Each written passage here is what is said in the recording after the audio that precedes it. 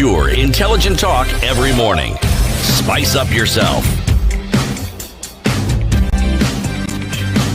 This is the situation. Kenya's biggest conversation in the room. We have Eric Latif, CT Muga, and Nduoko, broadcasting on Spice FM, Nairobi 94.4, Mombasa 87.9, 102.5 in Kisumu, Nakuru 96.0, Eldoret 96.7, 90.9 in Nyeri, 97.7 in Malindi. We live stream the show to the world as well on www.spicefm.co.ke. You can watch our show because we've got cameras in the studio. This is the only radio station in the Republic and also actually in the region that has got full 24-hour audio-visual experience. Watch us on Spice FM KE, Facebook, YouTube, and Twitter. Let's talk about the impact that COVID-19 is having on business.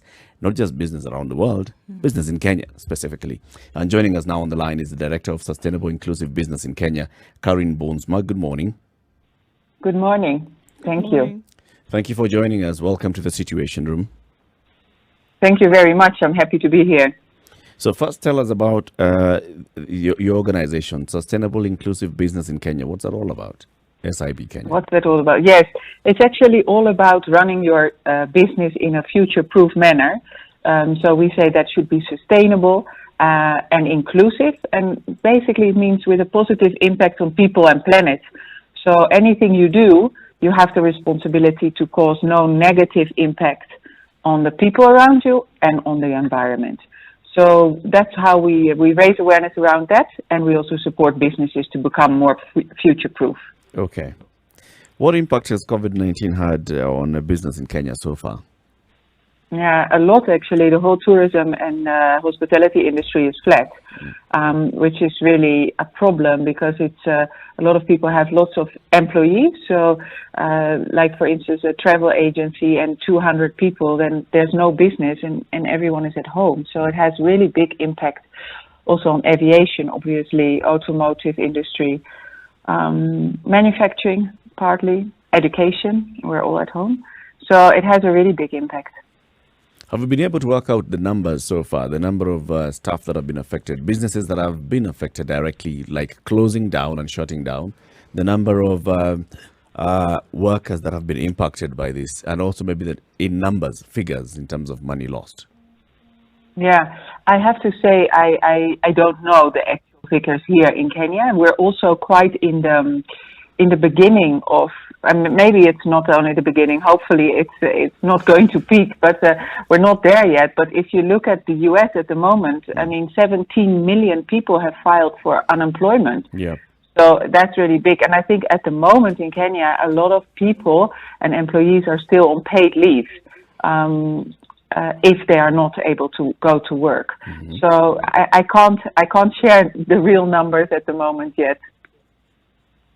Okay, but is it something that SIB Kenya is working on? For example, just talking to the other member association, you're part of KEPSA, talking to the other private sector organizations and getting that data, because maybe at some point it may be important to give it to the government and say, this number of people would require assistance because companies that had employed them are no longer able to sustain paying them. Yes, and that's what KEPSA is doing exactly, and that's our mother organization. We're hosted by them.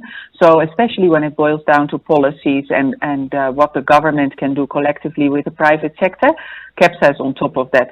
We provide more practical support. So KEPSA is already, I mean, the whole VAT issue, where they bring the VAT down, where you can, the new rules actually how to deal with employees you can't pay anymore.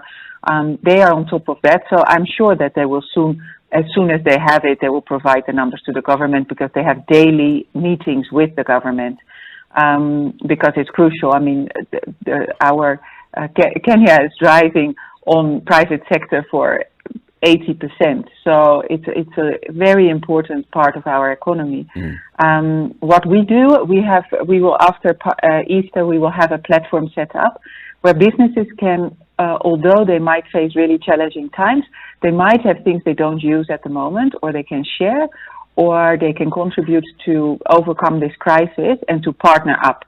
So we were setting up a business community to partner up amongst each other Because, for instance, what is already happening is that the East African breweries will use their alcohol to produce sanitizers. L'Oreal is doing the same. But we also see on small and medium enterprises and startups that facing issues. We have issues with, for instance, farmers that can't get rid of their produce and they can't sell the produce. So we try to also really encourage people to buy locally and to stay within, the small local economies to keep them going, because then you actually invest and make sure that everyone still runs. So we said there's another organization, a farm actually, that buys from the really affected farms that can't find the market. There's another company will buy that. There's another company that said, I can't drive around for my business anymore, but I can still drive around to provide food, and they will give it to allocated organizations. So there's a lot of good things happening as well, and businesses are really being used as a force for good. And I think that should be always the case. But as I think of that, I'm thinking of the flower industry. They are no longer exporting the flowers. The flowers are still growing in the farms. But I mean, people are not going to spend money to buy flowers as opposed to buying food. So what are those ones doing? Yeah, no, it's really sad. I mean, I'm Dutch, so we have the biggest. The whole auction is closed in the Netherlands as well. So it all goes to waste. And what you hope is that there's a little bit being given away. So that's what you see a lot, that people are now giving things away for free, whether it's services or products. But there's also a lot going to waste, and the only thing you can do with that type of waste is converting it into manure to create compost out of it. So you make new soil. Karin, we hear from different companies seem to be doing many different things. Companies who would otherwise use their alcohol or ethanol for their own products, now channeling that. Is there a carte blanche on how companies will use, or is there some kind of coming together of people to say, because like you said, the needs in different places are different. Now, not everybody needs sanitizer, not everybody needs masks, not everybody needs a certain kind of thing. Is there coming together to agree that, all right, since you have the capacity to do one thing, let's give you this to do? It seems that it would make a little bit more sense if people came together and then duties were assigned, as it were, as per needs. Yeah, I think on the element like a mask, for instance, what also the governor is promoting, that's definitely not the case, because you can sell or make or distribute or give any type of masks nowadays, so everyone can make that. So there's not really a get together. I think like on the medical equipment, for instance, and testing, that's all channeled through the government. So the government will assign companies and institutes to work on that and to make sure that it's being distributed to the right people and institutes. So that, yes. But this is also why we want to set up the platform, because we see exactly what you said. There's also a risk in charity. There's a risk in trying to be good, and then you leave, and then it doesn't end up at the right place. And we saw it already, I think last week, where food trucks come and they just randomly start sharing food. And I mean, it's very nice giving, but you pile up people. So in terms of social distancing, this is really bad. So it's against all the rules. And secondly, it's very random. So you might leave out people who need it most. And it was really done just before the curfew hour. So it also causes a lot of tension, because if you do that an hour before curfew, then you actually bring people in trouble. So that's why we want to set up the platform, so that we really know, okay, this is what's needed, this is what I can offer. So it will be a share and need platform, and it will be very transparent, because then you can see what's going on and where's the biggest need. There are other stories, other issues that emerge. Already we had seen some measures in place. For instance, the ban on use of plastics in the country. Thinking about future-proofing businesses, do you see COVID-19 maybe reversing some of those gains? I hope not. I hope not. But because we try to, I think what the COVID-19 highlights, but people need to be ready for it. There's nothing else we talk about but COVID-19. So there's no space for anything else. However, you see even a Bill Gates will address in his 15 points, like lessons learned out of the COVID-19, and he already predicted it, that this is a really big corrector. Yeah. I mean, if once this is over and we have this under control, once there's a vaccine and there's a medication for once you get it, I really hope and I do believe that businesses and people in general know that we are all part of this world. We are all connected with nature. What we do and how we do and how we treat each other and the earth, it's all going to impact us sooner or later. Yeah. So I think the whole discussions around environment and also plastics and just the responsibility, because what we do is actually coming from corporate social responsibility, sort of corporate social responsibility 2.0. Yeah. It's like, really, who is responsible? I mean, plastic is a great product, but if we don't manage it, why do we feel entitled to use the good qualities of it, but we don't feel responsible for the negative impact? Why do we throw it away? Why do we not design it in a different way? Yeah. So I truly hope that doesn't change. Clearly, the focus is not on that now. And the question is also, we have a lot of disposables at the moment because of a disease, because of hygiene. So actually, there will be an increase in plastic little containers for your sanitizers, masks, all those kind of things. Will end up at the landfill again. Okay, so I mean, this is we always say all of this is going to end. At some point, it will end. We don't know when, but nothing lasts forever. If you forecast or project, are you seeing a more vibrant business atmosphere situation in the country, or even around the world? I'm a very optimistic person, so yes, I do.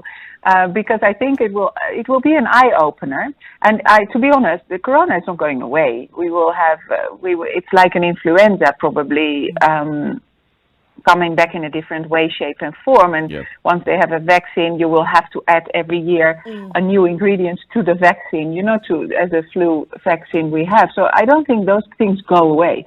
I think also people realize that if we don't change our lifestyle and how we feel responsible, there will be something else. Even if it does go away, there will be something else. So closing, for instance, the wildlife markets, the wet markets in China, there's a big push.